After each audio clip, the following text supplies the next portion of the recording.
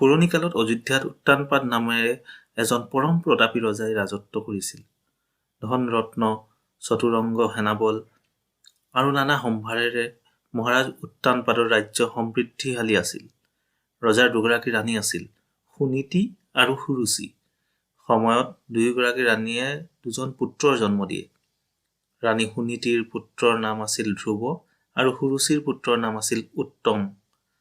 ধ্ৰুৱ বয়সত উত্তমতকৈ কিছুদিনৰ ডাঙৰ আছিল। দুজন ৰাজকুমাৰে বৰ মিলা প্ৰীতিৰে খেলা ধূলা কৰি শৈশৱকাল অতিবাহিত কৰিছে। পিছে এনেকৈ থাকোঁতেই এদিন সৰিসত বিষাদ মিলিল। এদিন ৰাজসভাত সোণৰ সিংহাসনত ৰজা উত্তানপাদ বহি আছে। কাষত সুসজ্জিত আসনত সৰু ৰাণী সুৰুচি। এনেতে দুয়ো কুমাৰ ধ্ৰুৱ আৰু উত্তমে লগৰ সমনীয়াৰ সৈতে খেলি গৈ ৰাজসভাত প্ৰৱেশ কৰিলে।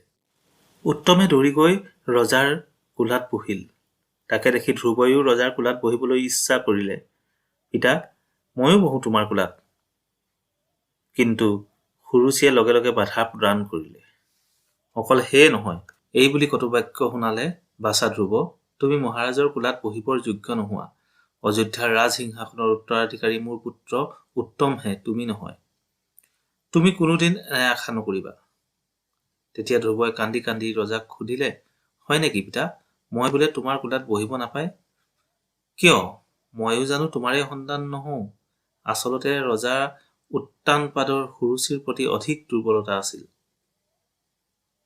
তেওঁ তিৰোতা হেৰুৱা স্বভাৱৰ হোৱাৰ কাৰণে কোনো প্ৰতিবাদ কৰিব নোৱাৰিলে।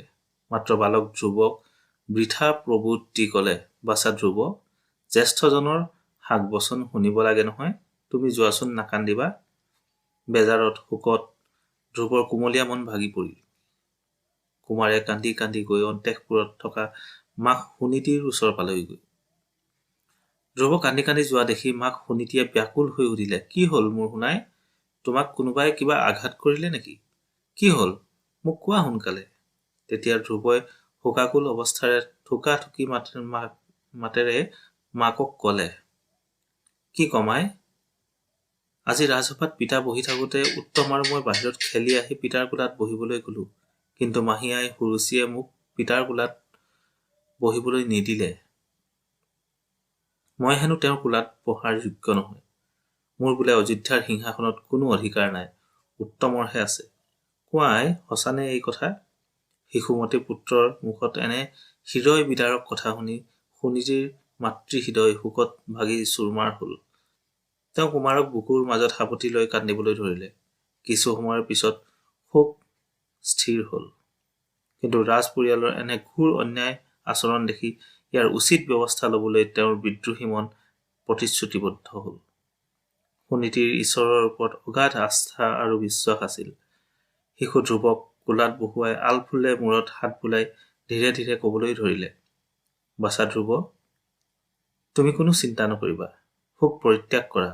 মই তোমাক এনে আসনৰ সন্ধান দিম যি ৰাজসিংহাসনতকৈ বহুত ওপৰত, আৰু তাতে তুমি শান্তিৰে আনন্দ মনেৰে চিৰকাল থাকিব পাৰিবা। কথা শুনি ধ্ৰুৱই ব্যাকুল মনে মাকক সুধিলে, কোৱা আই, সেই আসন কেনেকৈ লাভ কৰিব পাৰিম? তেতিয়া মাকে ক'লে, তুমি নিৰ্জন বনত একান্ত মনেৰে শ্ৰীহৰিক আৰাধনা কৰিবা। তেওঁ এই বিশ্ব ব্ৰহ্মাণ্ডৰ গৰাকী। সৃষ্টি স্থিতি প্ৰলয়ৰ তেওঁৱেই কাৰণ। তেওঁ দুষ্টক দমন, সন্তক পালন আৰু সনাতন ধৰ্মক ৰক্ষা কৰি থাকে। সেই ভগৱান শ্ৰীহৰিয়ে তোমাৰ মনৰ কামনা পূৰ কৰিব। যোৱা বাছা, তোমাৰ মংগল হওক। মাতৃৰ কথা শুনি ৰাজকুমাৰ ধ্ৰুৱ শান্ত হ'ল। হৰি আৰাধনাৰ নিমিত্তে মন স্থিৰ কৰিলে। তেওঁৰ অন্তৰত এক অনাবিল আনন্দ আৰু দেহত শক্তি অনুভৱ কৰিলে। কুমাৰে ৰাজ আভৰণ ত্যাগ কৰি গেৰুৱা বসন পৰিধান কৰি তপস্বীৰ বেশ ধাৰণ কৰিলে। মাতৃক চৰণ চুই সেৱা কৰিলে আৰু সন্মুখত দেখা পোৱা প্ৰজাবৰ্গলৈ হাত জোৰ কৰি নমস্কাৰ জনাই ধীৰে ধীৰে ৰাজপ্ৰসাদ আৰু নগৰৰ বাহিৰ হৈ গ'ল। মৰমৰ ৰাজকুমাৰ ধ্ৰুৱ এনেদৰে বনবাসী হোৱা দেখি প্ৰজাসকলেও চকুলো টুকিলে। ধ্ৰুৱ গৈ গহন বনৰ মাজ পালেগৈ। তেওঁ মুখত কেৱল ভগৱান শ্ৰীহৰিৰ নাম উচ্চাৰণ কৰি থাকিল। এনেকৈ গৈ বনৰ মাজত কুমাৰে এদিন দেৱৰ্ষি নাৰদক লগ পালে। ঈশ্বৰ ভক্ত নাৰদে সদায় বীণা বজাই সকলো ধামতে শ্ৰীহৰিৰ গুণানুকীৰ্তন কৰি ফুৰে।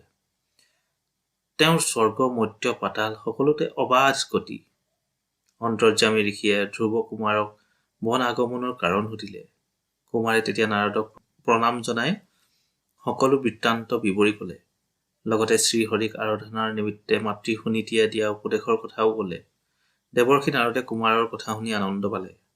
তেওঁ কুমাৰক হৰি আৰাধনাৰ মূল মন্ত্ৰ ওম নমো ভগৱতে বাসুদেৱায়ৰ দীক্ষা দিলে আৰু পুনৰ বীণা বজাই হৰিগুণ গান কৰি বহুত দূৰলৈ গুচি গল।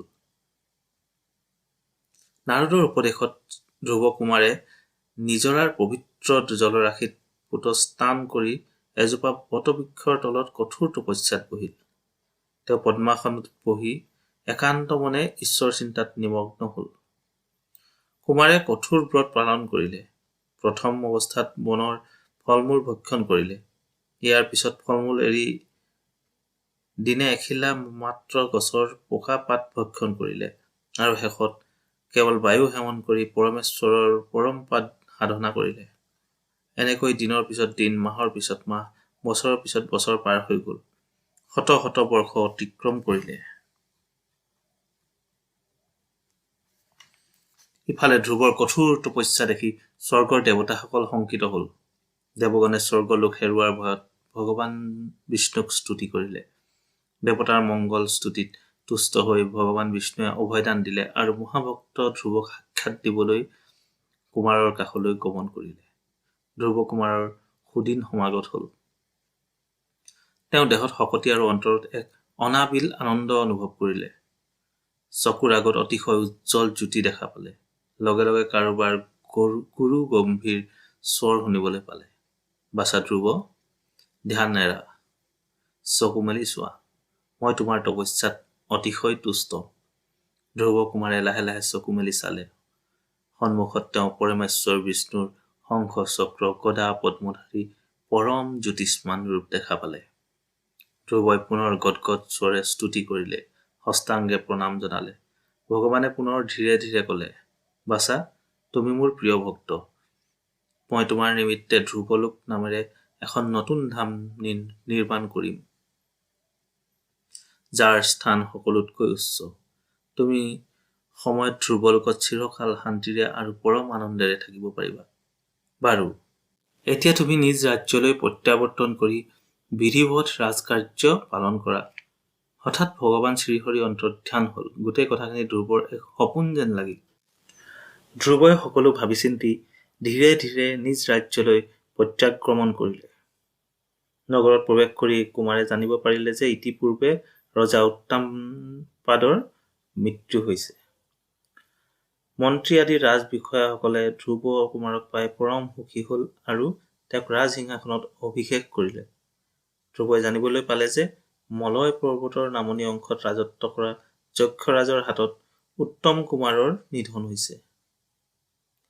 ৰাজদণ্ড হাতত লৈ ভাতৃ হত্যাৰ প্ৰতিশোধ লবলৈ ধ্ৰুৱই যক্ষৰাজৰ বিৰুদ্ধে যুদ্ধ যাত্ৰা কৰিলে। ধ্ৰুৱৰ হাতত যক্ষৰাজৰ পৰাজয় হল। যক্ষৰাজ কুবেৰৰ দ্বাৰা ধ্ৰুৱৰ লগত মিত্ৰতা কৰাৰ লগতে বিষ্ণুলোক প্ৰদান কৰা হয়। অৱশেষত নিজ সৎকৰ্মৰ ফলত ধ্ৰুৱলোকলৈ গমন কৰি তাৰকামণ্ডলীৰ মাজত স্থান লাভ কৰিলে কুমাৰ ধ্ৰুৱই।